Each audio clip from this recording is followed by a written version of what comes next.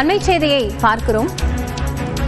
போக்குவரத்து ஊழியர்களுக்கு வேலை வாங்கி தருவதாக கூறி தொடுக்கப்பட்ட வழக்கில் முன்னாள் அமைச்சர் செந்தில் பாலாஜி மீதான வழக்கில் குற்றச்சாட்டின் பட்டியல் நீண்டு கொண்டே போவதாக தற்போது நீதிமன்றம் கருத்து தெரிவித்திருக்கிறது.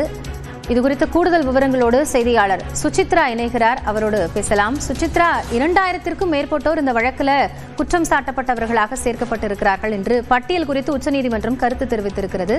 வழக்கு குறித்த விவரம் என்ன?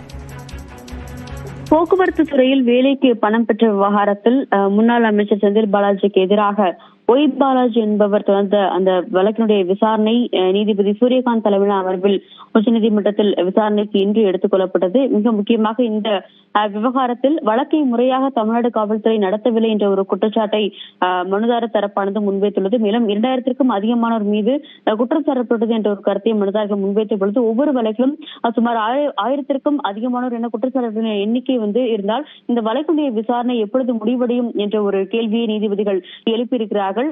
லஞ்சம் கொடுத்தவர்கள் என்று அழைக்கப்படும் ஏழைகளையும் வழக்கில் குற்றம் சாட்டப்பட்ட 2000 முதல் 2500 பேரையும் விசாரணை செய்த அமைச்சருடைய வாழ்நாள் முழுவதும் இந்த வழக்கினுடைய விசாரணை என்பது முடிவிற்கு வராது என்ற ஒரு கருத்தையும் நீதிபதிகள் தெரிவித்திருக்கிறார்கள். மேலும் இந்த விவகாரத்தில் அமைச்சர் தவிர இடைத்தரகர்கள் யார் யார் என்ற ஒரு கேள்வியை நீதிபதிகள் எழுப்புகிறார். அமைச்சரின் பரிந்துரையில் செயல்பட்டதாக கூறப்படும் அதிகாரிகள் யார், வேலைக்கு எடுக்கும் இந்த தேர்வுக்குழு உறுப்பினர்கள் யார், பணம் பெற்றுக்கொண்டு தேர்வு செய்யப்பட்டவர்களுக்கு நியமனம் வழங்கிய அதிகாரிகள் யார் என்ற விவரங்களை தாக்கல் செய்வதற்கான ஒரு அறிவுறுத்தலை தமிழக அரசுக்கு உச்சநீதிமன்றமானது வழங்கியிருக்கிறது.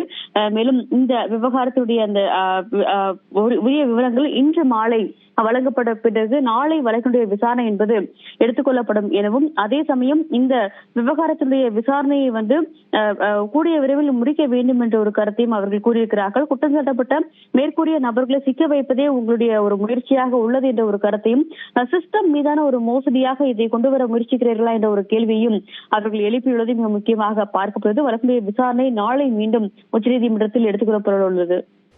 நன்றி சுசித்ரா, அது குறித்த தற்போதைய விவரங்களுக்காக.